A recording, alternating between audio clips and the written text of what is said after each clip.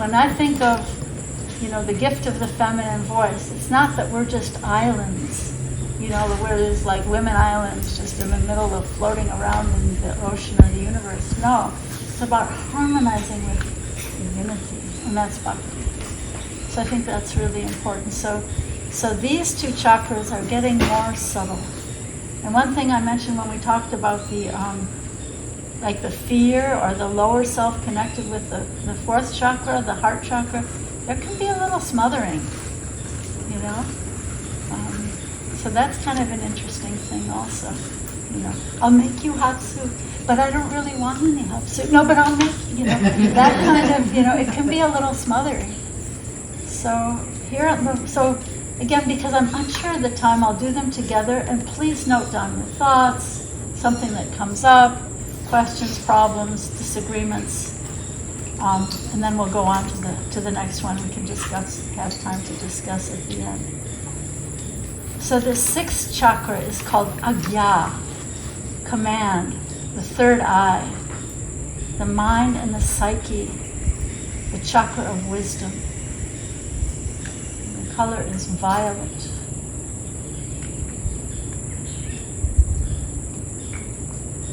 We all love purple, right? All the women on the spiritual path love purple, right? Yeah. So, it's located in the center of the forehead. It's about the brain, the eyes, the ears, the nose, lessons related to the mind, the intuition, in particular intuition, insight, wisdom. Like in Sanskrit, there are two different words. There's jnana, which is knowledge, and vijnana, which is realized knowledge. So this would be the place of discernment and realizing that knowledge, not just that we listen and it just flies out of our ears or we parrot without realization. So learning discernment, learning how to apply it, knowledge and detachment, and harmonizing the energy of this sixth chakra, the third eye, is about, first and foremost, I would say, strengthening our intuition, that still small voice, that we so often disregard. Retrieving, calling back our power from artificial false truths, from the temporary. And another important point in this chakra, I would say, is the point that the contributions of our spirit to others is, who said that? That was Sharmila. You had that beautiful realization you had that you're sort of in your creative space or in your bhava when you're volunteering. And it could be like creating a race or, a scholarship or a garden for the temple, but that volunteerism. So I think that's very much about this chakra. So the idea of contributions of my spirit to others will be far more than my own little tasks, to help others as a mother, a healer, a teacher, a loyal friend. It's a path of service. Our contributions to others' lives are far more than contributions of our own actions and purposes. So what are the fears of this chakra? Unwillingness to look within and excavate our fears. Our reasoning is clouded. Fear of receiving counsel. Sometimes it may be a fear of sharing something that has come to us to help someone else. Fear of discipline, fear of my shadow self, and being unable to face my shadow. Would you mind repeating the second thing you said after unwilling to look within? Yeah, that's fears, unwillingness to look within and excavate our fears. My reasoning is clouded. Okay. Fear of receiving counsel. Yeah, fear of having there's two words. There's the word anartha, which means unwanted things, and artha means those things that are wanted. So fear of facing those anarthas, And Ashley was talking about how painful it was when that person came up to her in high school and said, "You're not as pretty as you think you are." So then just being able to go deep in that, what is being said to me and why is it bothering me? So fear of my shadow self and being able to unable to face my shadow. So the strengths, and please interrupt if there's something that you want repeated or you missed or it wasn't clear, because we got time. So the strengths, wisdom, conscious and unconscious insights. Sometimes there are insights that come to us and we just kind of like race past them. We don't even give them time, but that's a message from Krishna, right? Like in the ultimate sense, who is my muse? That's the Supreme Friend, right? He's speaking to me from my heart and I'm not listening.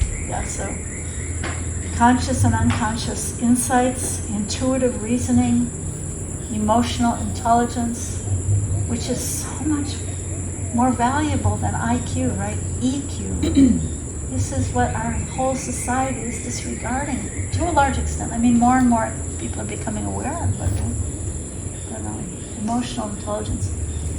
Seek and see the difference between truth and illusion, and try to be a witness.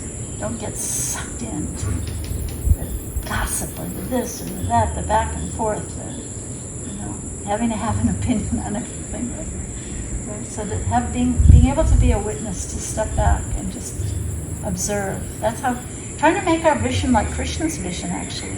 It's like being an observer. So change is constant. New beginnings always follow closures. The ability to release the old and embrace the new. So here's something from Bhakti Tirtha Swami, who he liked to talk about quite a lot. This is from one of his books. And he's not the only one who talked about this, but the idea of dying before we die. We have to remove the mask and allow ourselves to feel the pain that the mask has been designed to shield. How are you? I'm okay, I'm fine.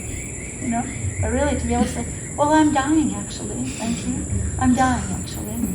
And that, and to be able to, wow. You can't always do that, but sometimes you can do that. To do so, we need to, so to feel the pain that the mask has been designed to shield. To do so, we need to step out of the mind who we think, who we think and have come to believe we are, right? To step out of that false masks, false self. To step out of the programming we've adopted to become acceptable, to be the good girl, to be the nice girl, right? To say the polite things, right? Not that we always want to be aggressive and impolite, but sometimes we have to be. The first thing I think of is Noor Inayat Khan, who was, she was a children's storybook writer before World War II, but then her father was a great Sufi teacher, I'm not sure which is the son of which is the, I think it's Pir Inayat Khan, and she became so sort of mobilized to fight fascism that she became a spy for the Allies against the fascism of Hitler. And she was fluent in French, so she was parachuted. She was living in the UK. Their family had moved from France to the UK, and she was trained as a spy to go behind enemy lines. She was parachuted into France, and here, in the training, I saw this. A friend of mine actually made this movie about her, and in her training, she's like, "I can't tell a lie. I've never told a lie in my life." She was so fixed in righteousness, and this trainer was saying, "You're going to have to tell a lot of lies to do this work." So she had to throw away her, her almost shell of her actual self. Anyway, so she was eventually. They feel that former neighbors in Paris turned her in to the Nazis. And then she was sent to Dachau. And it was reported by the other women that were in the camp with her that she was so fearless and fierce to these Nazi captors. She was saying to them, "You can do nothing to harm me because I'm the spirit." You know, you can, like, can you imagine these other women were just there and hearing her say these things, that you can do nothing to harm me because I am the spirit.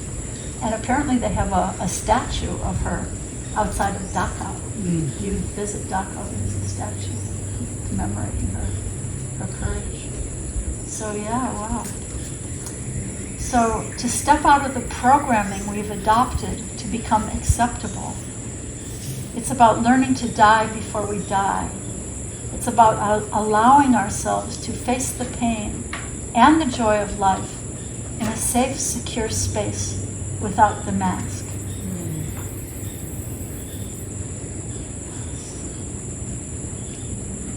When change comes into your life, try to see it as a larger dynamic moving you along.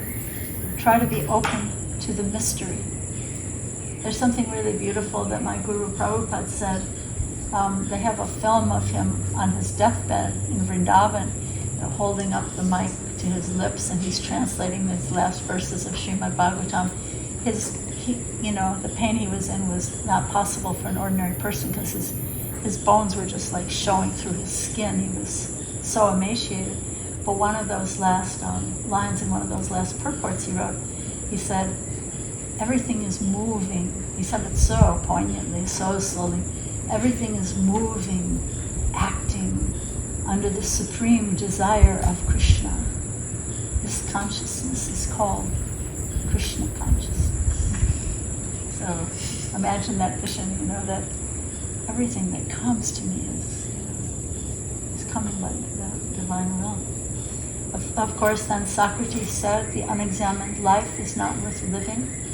Our friend Venkata at Princeton University, he's a Hindu chaplain at Princeton. Have you met him? Have you met him? I don't think Dasi's met him. Anyway, he has a course for his the Hindu students that it's called The Examined Life. So that he's inviting them to come in and have one-on-one counseling. And because a lot of them are just such type A, like, you gotta achieve. So a lot of the students there, he finds, are not very self-reflective. So, yeah. Another point that's really important here is that an empowered spirit is capable of healing a diseased body. Bring the shadow self to light. And this reminds me of the Upanishad, this wonderful aphorism from the Upanishads, which you might have heard Deva Pramal sing.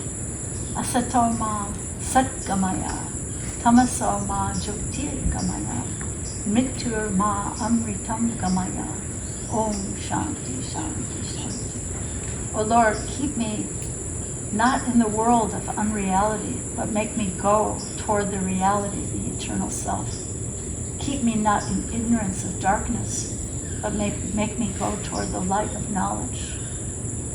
Keep me not in the world of mortality, but make me go toward the world of immortality or self-realization. And Om, peace, peace, peace. And then there's another point that's important to make, that it's also important to understand that death is also not a failure to heal. Death is an inevitable part of life. That death is not the enemy, but fear of death is the enemy. Our spirit is eternal, and the body is a temporary dress. Here's something beautiful from the Irish poet John O'Donoghue. I love this. He says, "As the air intensifies the hunger of fire, may the thought of death breathe new urgency into our love of life." Can I hear that one again? Yeah. Okay. Anything you want to hear repeated, please tell me, because I don't want to go too fast, and there's lots of jewels here, right? So, as the air intensifies the hunger of fire, may the thought of death breathe new urgency into our love of life. So it's a really beautiful point that we can really only appreciate life when we have that zoom out perspective of its temporal nature, how our souls are eternal, and then we can really appreciate life. It's in a sense, it's counterintuitive. I think I've mentioned this film to a few women here. This beautiful film that was put out by the Canadian Film Board called Grief Walker. Yes. Check it out. I mean, it's a film you can watch on YouTube. It's called Grief Walker. Grief Walker. Very, very beautiful film. So what are the invitations or the sacred truths of this chakra? Seek only the truth. See the self and all others as sacred parts of Krishna or God. And the more I can see like that, the more love increases. Bhagavad Gita says, see the true equality of all living beings by comparison to my own self, both in their happiness and their distress. So this is real compassion, that I suffer, other living beings are also suffering the same way, and that's real empathy. Like some people will say, animals have no souls. How could it be? How could it be that animals, they cry, they wag their tail? How could it be? Oh, because we want to eat them. That's why they have no souls. Right? How sad. This is something from the Orthodox tradition, Orthodox Christian tradition, which I really love. Seeing with compassion means to be able to see that the worst thing I can imagine, it's also in the contemplative Western Christianity, but to see that the worst thing I can imagine, or the worst behavior I see someone doing, and I could also do that. I could also do that. I could also fall to the depths of that kind of addiction or trauma or acting on it, right? And this is the one that's from the Orthodox tradition, I think is beautiful. Be humble, for the worst thing in the world is made of the same stuff as you. Right? At the same time, be confident, for the stars are made of the same stuff as you. Can you repeat that? Yeah. Be humble, for the worst thing in the world is made of the same stuff as you. In other words, don't objectify when you see that suffering person. And be confident, for the stars are made of the same stuff as you.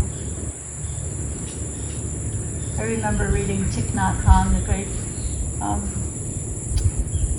Buddhist teacher from Vietnam, and he talked about the boat people, how young women were being on these boats, they're being raped, they're being thrown overboard, such inhumanity. I know a girl actually who came over as a boat person. She was at the university, her parents were boat people in Maryland.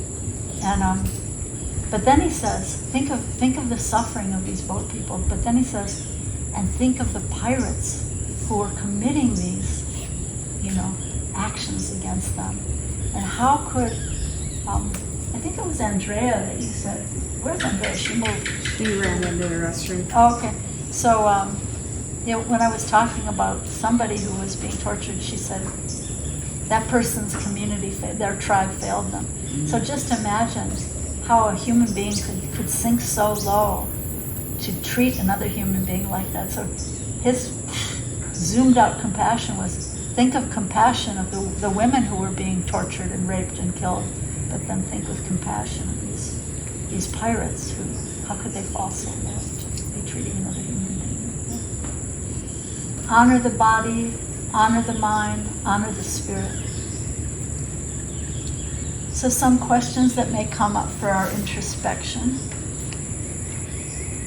Develop a practice of introspection. Keep an open mind. Trust what you can't see far more than what you can see. Recognize defensiveness in your psyche, in your consciousness. Practice detachment. Refrain from judgments. What disempowers you? What would you like to change in yourself? Can you repeat these questions? Yeah. Develop a practice of introspection. Keep an open mind. Trust what you can't see far more than what you can see. Like, in other words, if I'm, like, here's an example. If I'm angry at someone for the way they're acting out, think, wow, how did this person, what was the backstory? That, is it some kind of a domino effect that maybe this person's acting out because someone acted out against them, back, let's see. Recognize defensiveness in yourself or in others. Practice detachment. Refrain from judgments. What disempowers you? What would you like to change in yourself? So this is all good introspection. So this 7th chakra, this is the last one. This is the highest one. Top of the head. Where, like holy people, a lot of times their spirit will leave their body through that chakra.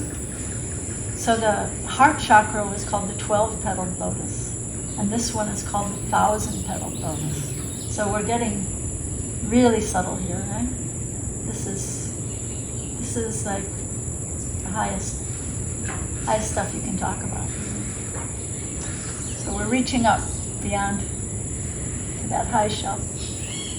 Okay, so this chakra is about higher love, transcendence, connection to divine spirit, intimate relation with divinity. And the color is white. Can you repeat those? Sure. It's about higher love. Think of John Coltrane. A love supreme, a love supreme, a love supreme. Of course, his wife became a bhakta, Alice Coltrane. Oh, yeah. She was initiated by Swami Satchidananda. Yeah, she was a spiritual cool lady. She was very, he was way cool, and she was way cool too. I think she came back, probably, I'm not sure about that. She definitely was on the path. So yeah, higher love, transcendence, connection to divine spirit, intimate relation with divinity, and the color is pure white.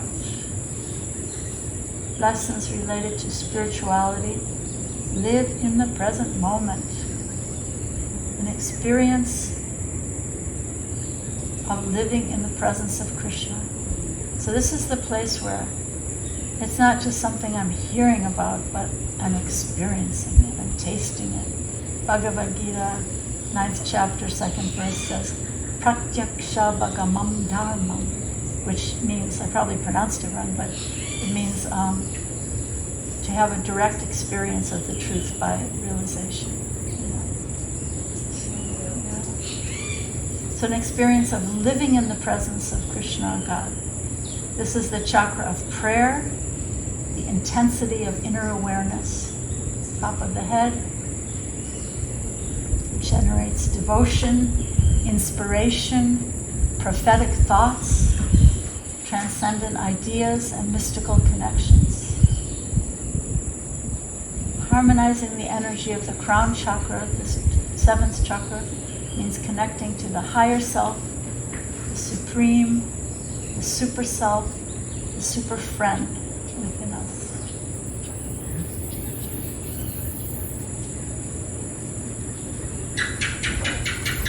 Awakening to hear an inner voice of authority, a higher love.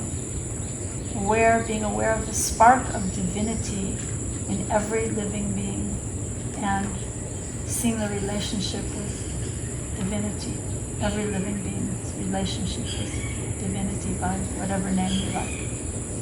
Intuition, seeing a connection between different spiritual traditions. So this is where religions really get mucked up when they only are seeing, my little church, my little temple, this is the way we do it. But this kind of consciousness is way beyond that. This is real spirituality. So I said, somebody said that I said the other day, and I do, and I believe it. We have religion and spirituality in Krishna consciousness. It's not that we don't do religious stuff. We offer the incense and the flower and stuff, but it's meant to be from a place of deep spirituality.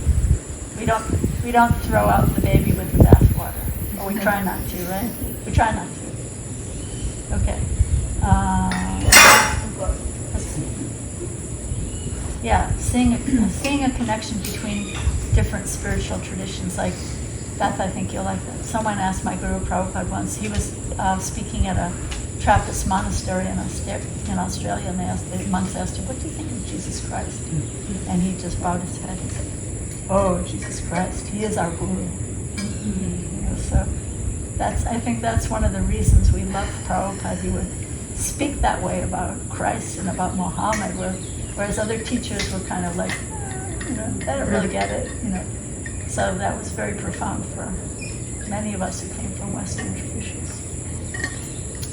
Okay, so the idea that, let's see, seeing souls and super soul at the same time.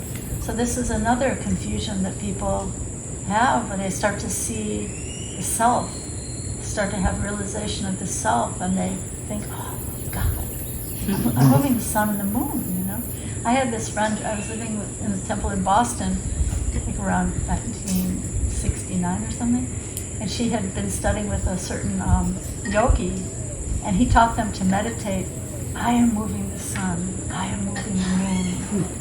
People don't talk like that anymore because of the influence of bhakti, but in those days people really, that was yoga.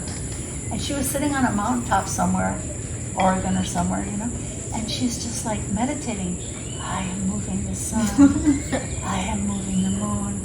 And it kind of started to rain, and she just thought, wait a minute, I'm not moving anything. This is completely a farce. I'm not moving anything. So so seeing the self, but also seeing the difference between the self. Both, there's two sitting in the heart, right? The soul and the super soul, two. So the idea that nothing is profane or mundane, it's about that I-thou relationship with myself, with God, with all living beings, with all of nature. I just love that Bhakti is so inclusive. It's an I-thou relationship with God, with all living beings, with every, no discrimination anywhere. It's not just about the humans. If people are accepted, they grow to take the next step. If people are objectified and demeaned, they feel themselves to be smaller and smaller. But when people are accepted and honored in that kind of I-thou relationship, they can grow to become their best selves. Or I can grow. We can grow to become our best selves. So I think that's really important. You said people are accepted, they grow to their... They can grow to take the next step. They can grow to be their best selves. Like, if someone feels some prejudice coming from me, oh, you're less because you're this or you're that, then they shrink, and I shrink. Oh, you're a woman, you didn't know anything, get to the back, I shrink. But when we're honored as, you have the capacity to shine as your very best self in this world. Shine, I love, where's the Methodist around you? You came from a Methodist tradition. Who else was telling you? Was it you? No. Somebody else came from a Methodist tradition. You came from, that's what we were talking about. Yeah. So I always remember the Methodists, because we have this close friend who's a Methodist minister, and they have this term, de caloris, which is like the true colors of existence, the true colors of creation. I mean, that's so vibrant and beautiful and such bhakti, de caloris. That's what we're looking for, right? So, And then I think this is really, in my discussion of this chakra, I think this is the most important bullseye point. That in this chakra, understanding this chakra means that we see every human interaction as a holy sacrament. Living in the present moment. Every action is a holy sacrament. Or if I can't live like that, at least aiming for that. I'm trying to focus my consciousness in that way. That I'm just not walking to here to there and, get in the car and wash the dishes and blah, blah, blah, But like every every action is a holy sacrament. You know. This one god sister of mine who died, Krishna Nandini, this is how she was living in her house. Now I'm picking this paper off the carpeting as an offering to Krishna. You know, that's how she lived. It's so beautiful. So gratitude, not thinking or seeing anyone to be the other. The humility, not seeing myself as better. Faith as a place of mystery, where we can find the courage to believe in what we can't see and the strength to let go of the fear of uncertainty.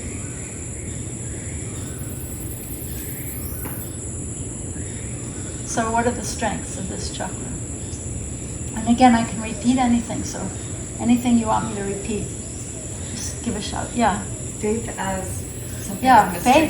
faith as the place of mystery, where we can find the courage to believe in what we can't see and the strength to let go of the fear of uncertainty. What's that? Emily Dickinson? Hope is the thing with feathers, right? That, you know, that's there, like before the sun rises, it's this, you know, it's before the dawn, you know, it's hope. Oh, that's really beautiful. Okay, so what are the strengths? Faith in the presence of the divine, inner guidance, insight, trust, releasing regrets, retrieving our spirit from the corners of our lives that still hold unfinished business. Can you repeat them? Yeah. Faith in the presence of the divine, inner guidance, insight. I would add discernment, trust, releasing regrets, retrieving our spirit from those kind of dark corners of our lives that still hold unfinished business. Right? I never really forgave this whatever. Or I'm still mad at Krishna about whatever. Our innate need to be, this chakra is about our innate need to be devoted to a higher power. Because that's our inner self, right? The super self, our super friend. So what are the fears? Spiritual fears in this chakra. Spiritual fears. Fears relating to the dark night of the soul. Jesus said, Father, forgive them, for they know not what they do. Unto you I commend my spirit. Wow.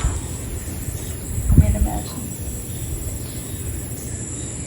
Anuchima was reading some article on Easter. They had an article in the Washington Post about how there's no more painful way to die than crucifixion.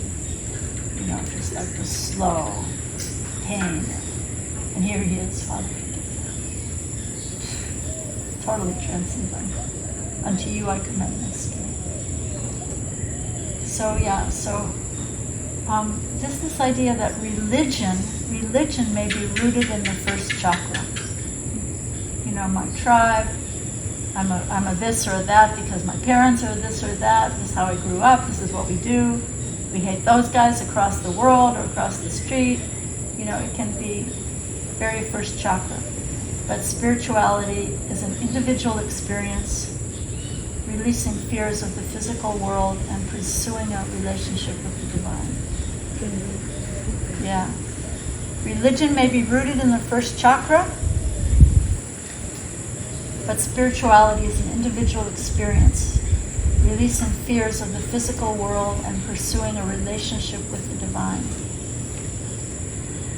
It's an invitation to take up a personal, daily spiritual practice with which resonates with you, with which you feel comfortable. It's not because somebody's telling you to do it, you got to do this. It's resonating with you, and you're doing it because it's your offering of the heart. That's what I would say, that's spirituality.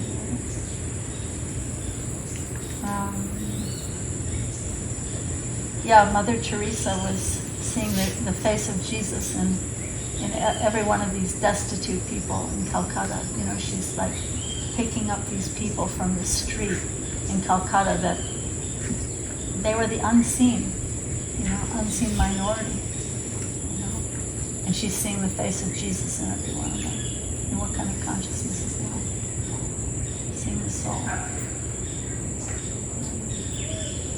Here's a nice quote from our favorite Franciscan, Richard Rohr, Father Richard Rohr. When we agree to love God, we are precisely agreeing to love everything. When we decide to trust God, we are also deciding to trust reality at its deepest foundation. When we pray, we expect help from another source. Our prayers then start both naming and defining us. When we hear our own prayers in our own ears and our own heart, we start choosing our deepest identity, our biggest future, and our best selves. We fall into our own hidden wholeness. Want to hear that one again? Really good. When we agree to love God, we are precisely agreeing to love everything. When we decide to trust God, we are also deciding to trust reality at its deepest foundation. When we pray, we expect help from another source. Our prayers then start both naming us and defining us. Did you send that? Yeah, put it in the, yeah, let's see. Yeah. Maybe I can take a picture. Oh, I can't do it right now because this thing's recording. When we hear our own prayers in our own ears and our own heart, we start choosing our deepest identity, our biggest future, and our best selves. We fall into our own hidden wholeness. And I think I took that from his book called The Hidden Wholeness, which is a very good book. So I wanted to share this nice rabbi story. Too bad Sarah's not here. Sarah and Ashley had to go to town to fix some credit card problems. But I wanted to share this nice rabbi story. A rabbi asked his students, how can we determine the hour of dawn when the night ends and the day begins? One of the rabbi's students suggested, well, when from a distance you can distinguish between a dog and a sheep. No, was the answer of the rabbi. Another one asked, well, is it when we can distinguish between a fig tree and a grapevine? No, the rabbi said. Then please tell us the answer, said the students. It is then, said the wise teacher, when you can look into the face of another human being and you I love this. And you have enough light in you to recognize your brother or your sister. Until then, it is night and darkness is still with us. Yeah. These bees are pretty determined. That is how you get a message for you. Yeah, yeah. They're looking for something sweet. Okay, so here's another, this is, I think, a 6th and 7th Chakra meditation from Bhagavad Gita. Lord Krishna says, for those who see me everywhere and see everything in me, I am never lost, nor are they ever lost to me. Such a yogi who engages in my loving service remains always with me in all circumstances. And then I wanted to share a couple of Which verse is that? you know, I didn't write the verse number and I should have, but it's I think it's in the 6th chapter, 6:30. 6:30, yeah. It's a couple of different verses, Yeah. but yeah, both are, I believe, in the 6th chapter. so then, hearkening back to Queen Kunti, the great Queen Kunti that we talked about the other day. She was a queen. I mean, imagine if people in political power today had the kind of insight that Kunti had. She was so realized and so fixed in her love for Krishna.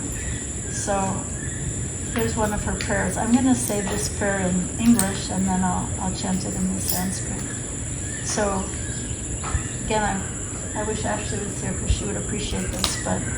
So she says, all these cities and villages are flourishing in all respects because the herbs and grains are in abundance.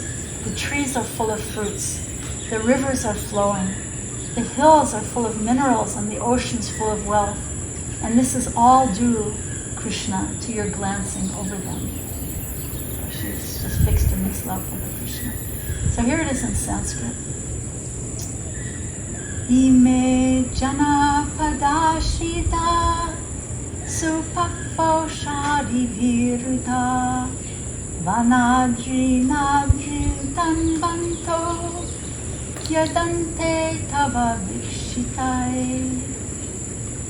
That's beautiful. And here's another one from Queen Kunti that really also speaks to me about this 6th and 7th chakra. So I'll say it in English. So Krishna's called the Lord of Madhu. He's the Lord of sweetness. O Lord of sweetness, as the Ganges forever flows to the sea without hindrance, let my attraction be constantly drawn unto you without being diverted to anything else. Tvai me nanya vishaya matir madhu pate sakrit Timud Vahata Dadha Gange Vokam Udandati. So this is some wisdom from the person we wish was ruling the world right now. Right? So these are some thoughts on the ultimate gifts of the feminine voice that we can access, the harmonizing of all these chakras, these are the highest chakras. This is the harmony of love offered to our source, seeing all nature and all living beings as part of Him. And as I said in the beginning, like the sympathetic strings on a tambura or a sitar, just vibrating in harmony.